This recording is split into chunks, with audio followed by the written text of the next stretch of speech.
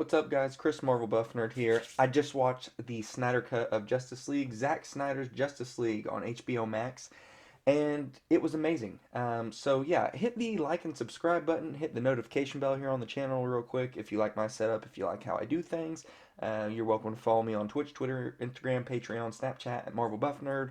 All same name, like to keep it simple. So Zack Snyder's Justice League. Let me start off by saying first off, this is a lot to process. I've seen the first hour of the movie twice now, and the epilogue twice now. The rest of the movie, just the whole middle 3 hours, basically, once. And like I said, it's a lot to take in, but it's immediately upon every scene that hits it's way better than the travesty that we got back in 2017 that was just butchered and chopped and screwed. The chopped and screwed edition by Joss Whedon, forced down our throats and forced down his throat by WB. If you don't know about the Snyder Cut, it's this never before done. It kind of is paving the way for film and the way that studios can be influenced by fans and whatnot in today's age, because this is a project that we never thought we were going to see, and it's kind of a unicorn deal where Zack Snyder back in 2016 or whatever, when he was shooting Justice League, his daughter Autumn, she took her own life. So huge tragedy for the Snyder family. My heart goes out to them still. The movie's basically done. His 4 hour cut of this movie's done, and all this happens with his daughter. He and his wife Deborah, they stay on the project for another 2 or 3 months. They don't get it wrapped all the way up. They go, they need to grieve at this point. So the studio brings in Joss Whedon, and he chops and screws it, and they give him a 2 hour runtime, under 2 hours, so it comes in an hour and 59 minutes. And he took this 4 hour epic that Zack Snyder had with all these character development moments and all this, these way cooler designs and better CGI and just better things altogether. And he just put his own little taste on it, his own flair on it. He took things out and threw them out that we definitely needed. He put things in with his little Joss Whedon flair that we didn't need. He reshot things and they looked like shit. It just doesn't flow. The movie just it hits beat to beat to beat to beat. It's like watching a highlight reel of something. Like you never have time to breathe. There's nothing ever develops or fleshes out. It's just plot point, plot point, plot point, story, story, story. Blah. And it's like, what is even going on here? You never have any emotion that pays off. There's no tension that has like any arcs that pay off. It's just anyway, back to the good stuff. Snyderverse, the Zack Snyder cut. It it enhances everything. Where this movie starts out at the end of BVS basically with the death of Superman, and it he lets out this scream that echoes throughout the entire universe. And that's what sets this plot for this movie in motion. It wakes up the mother boxes, the MacGuffins for this movie that are very important. But it's important for us to know that these things are woken up and that there was a reason that they were. It's the death of the Kryptonian, the death of the defender of Earth. He's gone, so it's time for, a higher form of warfare to come here and do something. So these mother boxes get woken up by his scream. And the entire universe, the Atlanteans, everybody knows that Kal-El is dead. Something's going on, something's coming. So immediately we know that some stakes are going on. Like, what is going on? We're expecting something to happen right off the bat. And we start going and just picking up with all of our different characters. And I will say the first hour and a half ish of this movie, it is a little slow, but it's slow in all the good ways. Like it needs to be slow. Like this is the part that we needed, because this is so many of the scenes that were just thrown out and left on the cutting room floor when Joss Whedon came in and did his cut in 2017. We get backstory and character development and emotion with every single character that we did not get in the 2017 Justice League. Um, when we're following Batman, we saw how the death of Superman set the stakes here. It's a huge epic moment, right? So we're on to Batman. Batman is on his crusade to start putting together the alliance of members. That's where we pick up with him. Not he doesn't just magically know all of a sudden because he killed a parademon. He knows that he needs to find these mother boxes and put this team together. He's just trying to put the team together because that's what he promised at the end of BVS. He feels like he needs to put this team together because there's going to be bigger threats and enemies coming. So he's on his quest for doing this. He's trying to find Aquaman, and we pick up in the same village and the little bar shanty that we saw in the 2017 version, but it's not chopped and screwed. It doesn't have the edited scenes in of the reshot actors where it's a little bit goofier and the mother boxes are magically drawn on the wall inside this bar. It doesn't have any of that. It plays out very, very tension filled with Batman trying to, tell Aquaman kind of who he is indirectly and say, I need to talk to this guy that travels by water, but he doesn't travel by boat. He's a special kind of dude. I need to talk to this guy. Knowing that it's Aquaman, because at one point he just looks at him. He's like, I'm not leaving till I talk to this man. You know, and so he gets to talk to him and explain, hey, I think bigger forces are coming and whatnot. I need your help. And Aquaman's like, no, man, strongest alone. I'm out of here. You're out of your mind, Bruce Wayne, dressed like a bat. We still get that little back and forth, where Bruce is telling him he does it dressed like a bat. He's like, it's worked for 20 years in Gotham, and Aquaman's like, oh, that shithole. I was like, oh, damn. They're doing some world building on how people look at different parts of the world for sure. And, that scene kind of, it lingers when it ends after Aquaman swims off. If you're not like super huge fan of this, the scene might linger a little bit for you because the women of this village are like singing songs. It's like real just real godlike because that's Zack Snyder's vision of all these characters is he looks at them very godlike. So we have this village. These women are all singing this very angelic kind of hymn tune for Aquaman when he swims off. We pick up with Wonder Woman with the bank sequence that we did see in the 2017 version. Honestly, that actually doesn't stick out to me as anything hugely different. Criticize me in the comment section if I'm missing something, but that didn't really stick out to me. She may have had some weird quippy lines or something in the 2017 version, but we pick up with her in the bank. I think the scene's done really well. I do kind of think at the end when she takes out the final dude that's wearing the fedora by crossing her arms and blowing him just to smithereens and blowing the building everywhere on the cops outside.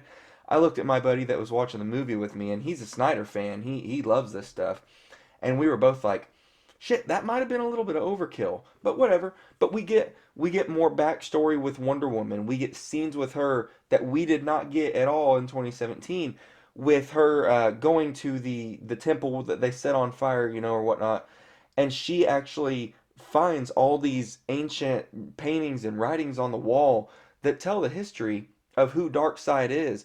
And that's when we see him as like the first original threat. We see Darkseid up here. So we get, more backstory a little bit just with we already know who Wonder Woman is, so we don't need her origin story, but it gives her more to do. It gives her more of a purpose to be in the movie than just, oh, she's Wonder Woman and we need her for the fight. So it a little bit more scenes, things we need, world building. We're showing how epic that this threat is, that Darkseid, he's this looming evil, horrible presence throughout this whole movie. And we're shown that through these paintings because they're taking Diana back a little bit. She has this look of kind of shock on her face when she's seeing all this. Gotta get a drink real quick. With Cyborg, we get everything that we did not get in the Justice League version from 2017. He just Wonder Woman just meets him and he's already Cyborg guy, and that's it. We don't get to see anything that shows why he has this cynical worldview, why he is the way he is, or anything. In this, we're shown his time playing football, and we show that they really build on the how bad his relationship is with his dad. And so when later on in the movie, when it starts to go good for them and they start to kind of rekindle that relationship, and then something happens with his dad. We have that emotional payoff because that's an arc. We saw how rocky their relationship was even before he was turned into cyborg by his dad with the help of the mother box. His dad was the kind of guy that was always working, always in the lab, missed his football games, important stuff like that. And then we see Cyborg's origin, the car wreck that kills his mother instantly and renders him dying pretty much with like a chest tube and whatnot on a hospital bed.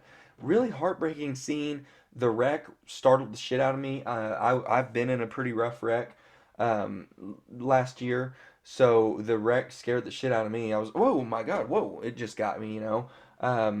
So we get a lot of emotion when Victor's dad, Cyborg's dad, comes to see him in the hospital. He's like, "I won't let you die. I won't allow it." And so, we know what's going to happen. He gets infused with the mother box, and we get to see all that. We get to see, the emotion and the pain, and we see the process of when Victor was infused with the mother box, and then his dad, leaves him this tape recording he listens to that it's kind of like a quick, 101 what your powers are. He's like, you're not just super strong, man. Like, you can control everything electronic and technological in this world. Like, it's all at your fingertip, which is kind of weird because he's like a 21-year-old, very traumatized and cynical kid. So that's a lot of power to have at this guy's fingertips in this universe. But hey, it's the character of Cyborg, and I like it. But we get a character arc with him. We don't just get him dropped into the movie already as who he is. He's already pissed off. We don't know why he's like this, how he got this way. But here's Cyborg, cool. We get a backstory. We understand him. We have some emotion, some heart, some attachment to him. So therefore, things that may or may not happen to him later on in the movie, or may not happen to people he cares about later on in the movie, will have a payoff. It'll tug at our heart a little bit. This is how you do a movie. Flash. We get more backstory with Flash. We get to see, you've seen the scene in the trailers, where he's saving the girl out of, a place where he's trying to get a new job at, a legit job. And he like blows out of his shoes. That was a really cool scene when we got to see him um, turn. He turns so fast when he goes to take off with his Speed Force that if he's not wearing his Speed Force Flash outfit, that like whatever footwear he has on instantly shreds. I thought that was so cool. Like, Zack Snyder did such a good job with the Flash visuals in this movie of just making you just smile when Flash is doing his speed thing on screen. Like, and I don't usually like Flash. He's never been a character I'm huge into growing up and nerding out into this stuff. But like, I was smiling the whole time he was on the screen in this movie. It was fucking awesome, man. Like, for lack of any other better terms or words, every time he was doing his thing, it was just awesome. But yeah, we get that scene where he saves the girl, and it's real, it's real kind of romantic to an extent when he's done. He's kind of like brushing the hair out of her face, and it's a really just great scene the way, like I said, it's shot and the Speed Force works and everything. And then he just jets the hell out of there. And when Bruce Wayne finds him, it's played the same way. The scene does play out a lot the same way with the way Bruce throws the Batarang, and Barry, catches it. But the joke about brunch isn't in there, thank God. I was praying that that was a Joss Whedon joke and not a Zack Snyder joke, and it was, thankfully. But the I'm rich joke was still in there, and really it fit within the tone of the movie. It didn't bother me, like, because Bruce Wayne, Ben Affleck in this movie is so, he still feels so much like a continuation of the Bruce Wayne that we met in BVS, but had the character arc in BVS, not not in the first half of the movie, but the guy at the end of the movie where he needed to right his wrongs. This still feels like such a continuation of him, that a little quippy little joke like that to this kid that is just in love with him because he's a fan of all these superheroes like Batman and Superman. So like the fact that he is getting to hang out with Bruce Wayne and getting this badass Mercedes Benz Batmobile looking car that he's got in this movie. You know, Barry is just like beyond himself, beside himself about this. So that joke still kind of fit in the movie for me. But and then we see Barry talking to his dad in prison, and we get a payoff because in the theatrical cut from 2017, at the end of the movie, when Barry shows his dad he's got a real job at like a law firm, you know, we're supposed to have a big payoff moment for that. But it's like, okay, why is that a big deal? We get the setup for that in this where he goes to see his dad for the first time, and his dad's like, quit coming to see me and all that, you know, get a real job, do something with your life, blah blah blah. And then later on in the movie, when Barry's like, hey, I got my foot in the door, I got a real job and everything, we have the payoff with him and his dad. So more character arcs, more moments that give us a little bit of heart, that show us this character a little bit more. Ezra Miller as the Flash in this, he's not played for all the dumbass, stupid humor that he was played for in the 2017 version. When they go to do the kidnapping fight, the first kind of mini fight when the team kind of all comes together when they encounter Steppenwolf all together for the first time. In the theatrical cut, he has the whole, lines about, I don't do good in battle because I'm scared of bugs and freakishly tall people, and we don't have all that stupid banter with him. Like, he just gets in there, he starts doing his thing, he helps save people, and then at the end of that, like, when he's outside, we have this really cool scene where there's a bunch of debris and rubble that's going to fall on all the hostages he just helped save. And he does this super cool thing with the Speed Force where he just zooms around super fast and it's all blue lightning Speed Forcey. It looks awesome and nerdy. I loved it. And he's deflecting all the debris from all these people and saving all these people. We get character moments in this movie where Barry the Flash gets to actually like show he is a hero. Like, he's goofy as shit. His quirky may or may not work for you, but he's getting some character hero moments in this movie. We don't have the dumb, at the end of the battle, the climax battle where he's running off to push a car and save people or anything. We don't have that. We have him doing really cool things with the Speed Force where he breaks his own rule and breaks the speed of sound and goes faster than he ever should and ever said he would, so he can reverse time for the big battle so it goes the way it's supposed to. Like, he does such cool things in this movie that I left this movie being a little bit of a fan of the Flash, and I'm not a Flash guy usually. So it once again, it's just more character arcs and the way to do things.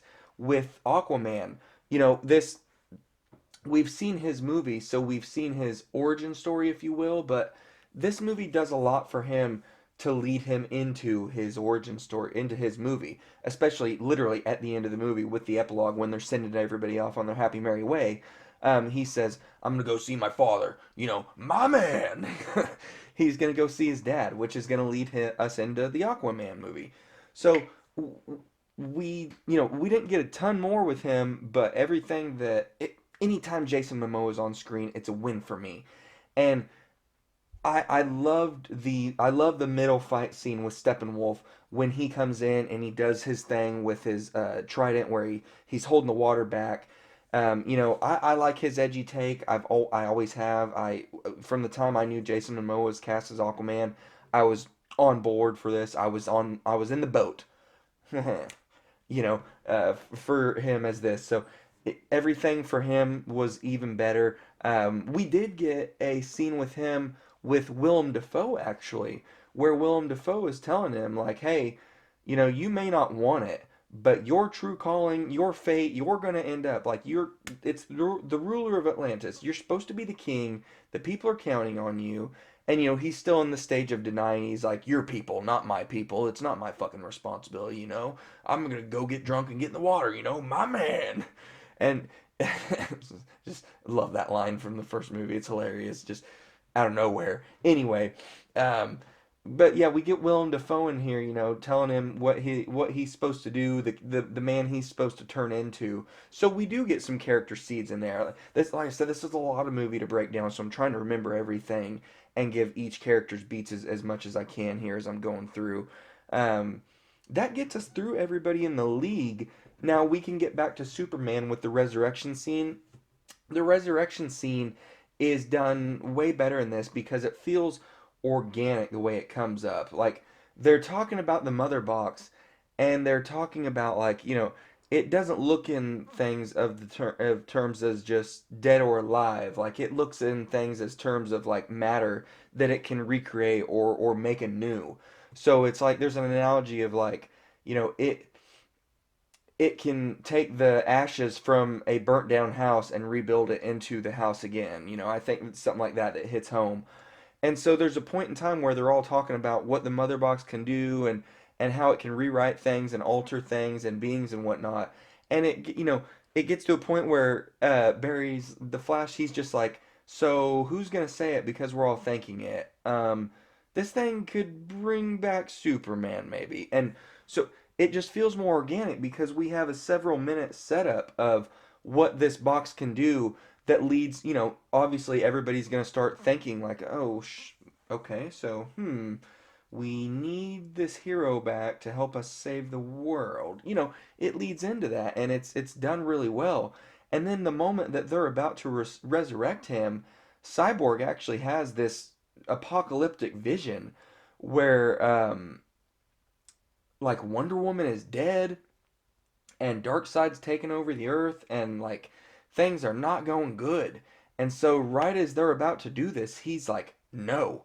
And then it happens anyway. So it's like we're just left kind of wondering because we don't see that come to fruition in this movie, but we know that Zack Snyder has more vision for this. So now we're left wondering like, "Whoa, okay, so is this a rabbit's foot effect? Like they resurrect Superman and he helps them win this battle this first time, but then in the long run it's not a good thing. It has much harsher effects later, or just the vision that he saw was really disturbing there, and I really really want more of the Snyderverse for sure. It was great, and the way that when Superman comes back, the fight plays out. Um, Pretty much the same way, just with no quirky dumb jokes or anything like that. It's just played out very seriously, and then we get more between like leading up to him and Bruce's confrontation, and we don't get the dumb "Do you bleed" line or anything like that. And then Lois Lane just shows up because she was already at the monument. It's not Bruce didn't have a plan of like, oh, I called in the big guns, and Lois Lane shows up. Oh, okay, haha. We don't have that.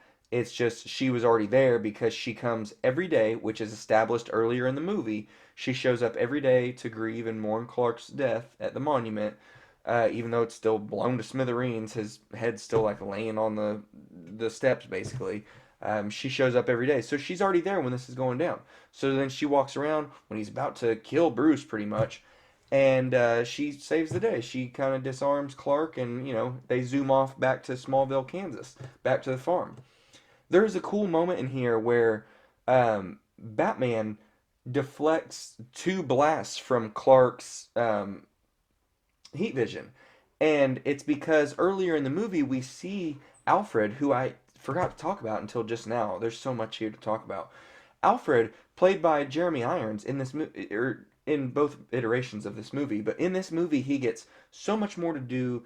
The relationship between he and Bruce is fleshed out so much more. I really enjoy seeing these characters on screen playing each other, playing off of each other, and playing these two characters. The chemistry's great, and Jeremy Irons is a great Alfred because he's he's in the Batcave creating new tech, making these gauntlets that are infused with Kryptonian tech. So then later, when Batman, can fend off these laser beams and shit, it's really cool. And we have that, that payoff. So, and like I said, going back to Jeremy Irons and Ben Affleck as these characters, in this movie, I just really like how they do things with Jeremy Irons in this. He's really butlery, where he wants to help do things when other people are doing them, like making tea and stuff. But he's also really tech savvy because he's helping upgrade Bruce's bat suits. So it's really cool to see that working butler kind of aspect to Alfred. I really like that. We have J.K. Simmons back as Commissioner Gordon, which we get way more for him. Like, it just, it's baffling that so much of him was left on the cutting room floor because J.K. Simmons is a win no matter who you are. And in this movie, he looks badass as Commissioner Gordon. Like, I love it, man. He's got just a great hair flip, a great mustache, and there's just so much more of him in this, in the police department, and leading up to him seeing Batman on the rooftop. And then we get that cool comic panel shot where the tarp is kind of in front of Batman, and then Commissioner Gordon walks around it so we can see that badass panel of Batman up there. And so we get him meeting with Batman, and we see that relationship a little bit. But just that's a character I really enjoyed seeing was J.K. Simmons as Commissioner Gordon in this movie. And then we have Steppenwolf, who in this movie looks way better. He has cooler stuff. Like his armor looks cooler. It's got like a purple sheen to it where when he's shot with the Amazonian's arrows, he can kind of like flex and his armor will flex and like solidify and like break all the arrows off. And in this movie he gets more character arc. Like we understand why he's actually here. Like he's not just here to say mother a bunch of times. He actually has motivations because he's been cast aside. He betrayed Darkseid somehow in the past for some reason, and he's been cast out, but he wants back in Darkseid's good graces. So he's come to Earth to conquer Earth and try and get back in Darkseid's good graces. But we get so much more with him in this movie, and his character looks great. He doesn't look like he's out of a PS2, PS3 cutscene like he was in the first movie. And he also has this cool little spider thing that he uses to interrogate people. Like when they don't want to share information with him, he throws this little spider thing out and it crawls up on people and it just like displays their thoughts out to him. So it like violates their memory kind of almost. And they show him what he wants anyway, even if they didn't want to. We get more with him like his fight with the Amazonians or with the Amazons on Themyscira. We get more set up there with him coming to get the first mother box, and with the Amazons having little triumphs and getting they hurt him a little bit or they slow him down a little bit, and then he kicks their asses again. Like in the first movie, it was just like this instant slog of like he just mows them down, kicks their asses, and then takes the box. It's just nothing else. In this, they we get shown just how strong they are and just how capable they are, and there's tension. They lose their sacred temple. They think maybe he's done for, maybe he's not. There's a lot more emotion and payoff there with the Amazons, and then with Steppenwolf, when he goes and he conquers the next mother box when he starts interrogating the Atlanteans. We see him like throwing Atlanteans out of the ocean that are in armor. He throws one dude up against a rock and like blows his guts all over the rock. Basically, this dude is done for, and it's like it's just Steppenwolf is just actually a very formidable villain in this movie, and it's it pays off to have that. You want your heroes to be going up against somebody that feels like a threat, and he did not feel like a threat in the 2017 movie at all. He just felt like a stupid joke. And then at the end of this, the end battle when they finally come around on him, Superman shows up right when Steppenwolf is about to lay his axe into Cyborg. Superman just tanks it. He's like not impressed, blows his ice breath on the axe, and then just breaks it into a million pieces. And they start kicking Steppenwolf's ass. Clark starts beating his ass and laser visioning him. He laser visions one of his horns off, so he's starting to bleed out of his head. And then they Aquaman stabs him through the chest with his trident, and the blood goes everywhere. And then when Aquaman throws him back into the portal where he's going to go through this portal where Darkseid and Granny Goodness and Desaad are, um, Wonder Woman comes and fucking beheads him, cuts his head off. And like this is R-rated movie, which is awesome. And where it's R-rated, it pays off for me. I loved it. and she cuts his head off. So he goes back through this portal to Darkseid in a couple pieces. And Darkseid's, yeah, like, well, yep, he failed me. Desaad, Granny Goodness, you told me he was gonna fail me, and I should have known it. And we get a cool shot of the Justice League, all through the panel. We get a cool shot of them all just looking at Darkseid. They're like, yeah, we kicked your boy's ass. We just beheaded him. Come on with it. We're the fucking Justice League, buddy. It's a great shot. It's a great payoff. It's a great climax. I was super happy. I'm still geeking out. I'm still super happy about this movie. I want to watch it again right now. Um, so then we move into the epilogue where everybody goes off on their happy merry way. Aquaman is gonna go to his dad and go off to his solo movie that we've already seen, and Superman and Lois are together, and everybody goes off. Just it's happily ever after for everybody. And then we lead into the nightmare scene, which I thoroughly loved. Oh, right before the nightmare scene, we get Lex Luthor on his big yacht, and Deathstroke shows up. But instead of the little smirky line, from the first movie where he's like, "Shouldn't we have a league of our own?" It's actually he wants to give Batman to Deathstroke. He's like, "I know you want the bat, you want to kill him. His name's Bruce Wayne." And Deathstroke's like, "Oh, okay, cool, yeah, hell yeah, thanks, man, sweet. I want to kill this fucking guy for whatever reason. And then we lead straight into the nightmare sequence, which I was really excited for. Nightmare Batman is. I know a lot of people don't like Tactical Nightmare Batman. I love it. I think he's awesome.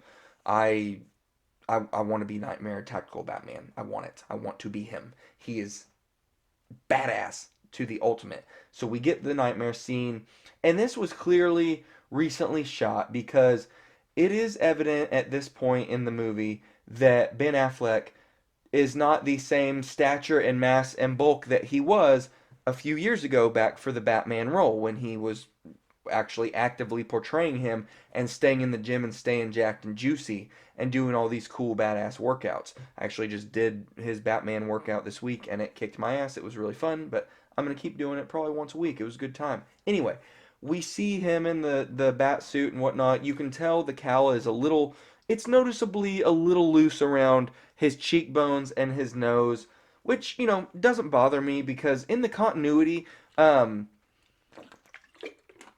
it, just because we know in real life that Ben Affleck actually weighs less, it's not like we can just look at it and say, oh, well, this is definitely a reshoot. This was added on. That doesn't take away from the scene for me because this is also basically like an alternate timeline thing, an Injustice alternate timeline where things went wrong. Darkseid took over the world. Darkseid won. Lois Lane's dead. Arthur Curry's dead, which is sad because I really like Aquaman. I'm a fan of Jason Momoa, like I said earlier. My man. But we get Mara, we get Batman, we get Cyborg, we get Flash and his badass, like Iron Man esque looking suit where he's got a full face mask on. It's the suit that we saw him time traveling vision, in BVS when he came and talked to Bruce Wayne and Bruce Wayne's vision. It's that suit. Joker's there. Deathstroke's there with his white mohawk. He looks absolutely dope. It's a badass sequence where they're all talking amongst themselves about the plan, sticking to the plan because things went wrong, and Mara wants revenge because of what Superman did to Arthur. Because Superman has went evil in this universe. This is an injustice timeline where we have evil Superman. And the Joker's there as Jared Leto. We get the big cameo with Jared Leto's Joker where he's got the green long hair now and he doesn't have the cholo stuff, the tattoos and the damaged and the grill and all that. He looks pretty good. I liked it. But apparently, for whatever reason, in this timeline, Batman brought him along for this mission for them to try and right things and make things right with whatever happened. With things going to shit to hell in a handbasket in this nightmare sequence. So I loved it through and through. It's hard to say what was my favorite sequence of the movie, and there is just one more extra stinger after this. I've watched the Nightmare sequence twice now. I just watched it before I started this video just because it's so good to me. I'm such a geeky fanboy of Ben Affleck's Batman and Zack Snyder's vision for this right now that I eat it up because I want to see this Injustice movie. Or Justice League Part 2, whatever it would be. I want that movie. Like I want to see Ben Affleck as Batman again.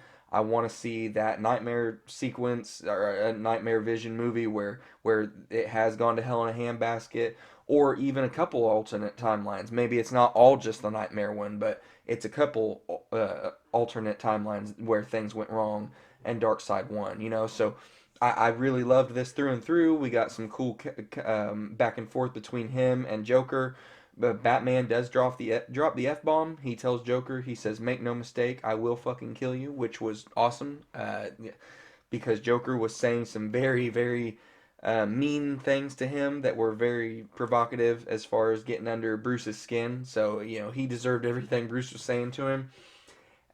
We Harley Quinn has died in this timeline as well, which he throws in Joker's face. Yeah, so a lot of different things, a lot of things that a lot of setup in this for future things that we want as fans that we don't know if we are going to get them or not. It's kind of bittersweet going into this movie because if you love it like I did, you may or may not ever get more because I'm hoping that after Warner Brothers sees how much people love this. I've seen so much positive reviews and thoughts and videos for this. Everybody is just praising it. They're so happy it exists. They're so happy Zack Snyder got to execute this vision. I think that if we get the fans to keep going with the Restore the Snyderverse movement, because we got the Release the Snyder Cut movement that led us to this moment right here where we got this movie that, unprecedented that a movie's ever been, this has ever happened before where it was released or it was released once and chopped and screwed by the studio and a different director, and then the original director got to actually come in and release his, with extra money from the studio. This is unprecedented. So, yeah, overall, I want more of this. I hope that WB will be like, "Hey, Zack Snyder, let's see what you got. What do you want to do? Did you want an Injustice movie? Is it going to be Justice League Part 2? What's it going to be, man? Let's see it." And then we get our final scene for the epilogue.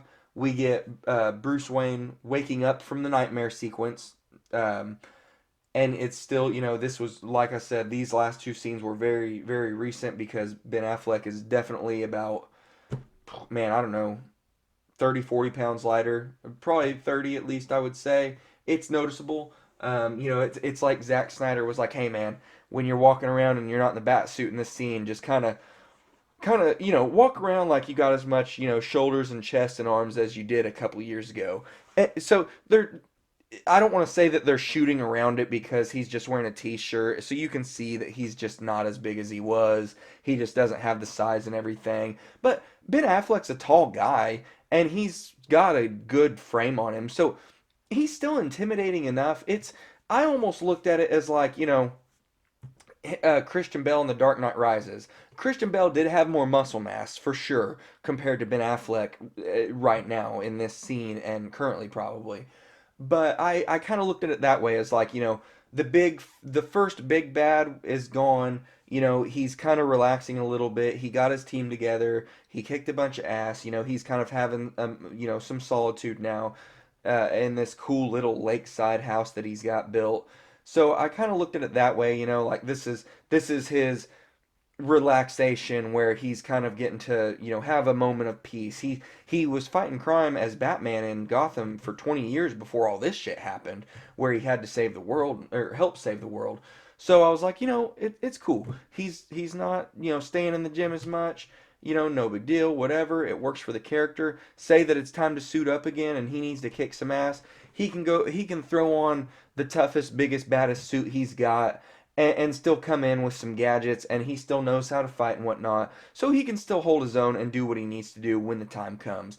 And in the future, if we get more of this, I can see Ben Affleck definitely bulking up a little bit. I don't know that he's gonna bulk up to what he was for BVS because he's said on YouTube and videos and stuff before that he's not a fan of doing the bodybuilding diet of weightlifting all the time and getting jacked and doing that and having to live that way. So I could see him putting some size back on for the role to portray it again, but at the same time he's in his mid 40s, so they can just use that as effect. Like they can, for the character in the movies, they can, he doesn't have to be as huge and jacked as he once was because we're seeing a little bit more of a weathered, older, mid 40s, almost 50 years old Bruce Wayne that's been doing this for 20, 25 years now. So, it's okay that it kind of goes with the character. So, I like that. Kind of a huge tangent there anyway. I just love the character here. So, but the reason we're here is Martian Manhunter's here. He floats in. He tells him, "Hey, I never thought I was gonna see all the defenders of Earth come together and fight like this. This is awesome. It wouldn't have been accomplished if it wasn't for you, Bruce. Props to you. You did a great job. We're really proud of you." He's like, "Your mother and father would have been proud." And I shed a tear at that moment, just because just the character of Bruce Wayne getting to hear those words is just so important for his character arc. He's held so much hate in his heart for so long and whatnot, and it's the reason he is who he is and does what he does. Just hearing something like that was so cathartic. So I loved that Martian Manhunter said that to him, and Bruce is like, I hope so. You can tell that hits him emotionally. It hits him hard. And but Martian Manhunter's like, hey, Darkseid's not done with Earth. The anti-life equation is still here, so we've got to find it before he does. So, these last two scenes, the epilogue, they definitely, and then Martian Manhunter flies off, and the movie ends with Martian Manhunter flying across the screen. Looks great. Martian Manhunter looks fucking phenomenal. It's so cool that we got him in the movie. There was so much in this movie. During the middle of the movie when we saw the other fight scene that they were retelling with Darkseid, where we got to see Zeus and the Green Lantern on screen. Like, that was just so cool, man. It was just epic to see all the old gods fighting like that. But yeah, this movie has a lot of setup for future things, obviously, and I hope we get to see them.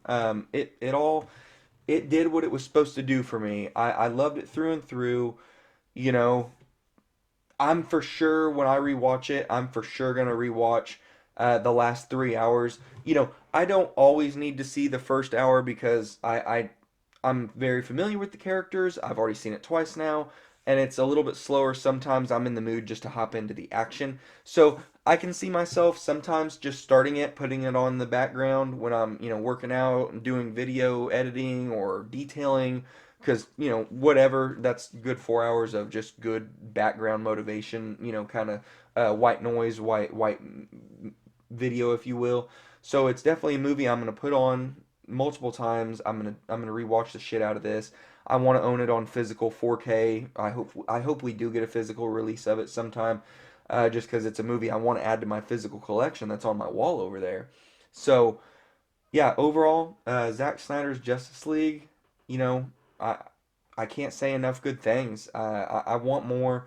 I'm so happy that this exists. I'm so happy for Zack Snyder and Deborah Snyder that they got to come and finish their vision and right the wrongs that we got from 2017. And rest in peace, Autumn Snyder. This was all for you. Yeah, guys. I mean, Snyder Cut Justice League. Let me know what you think in the comment section down below. This is pushing a really long video. Sorry for that, but it was just a lot to get out, a lot to talk about. You know, I knew it was going to be one of my longest videos ever. So like, subscribe, share, tell your friends. Appreciate it. Follow me everywhere else at Marvel Buff Nerd, Twitch, Twitter, Instagram, Snapchat, Patreon. Have a good one.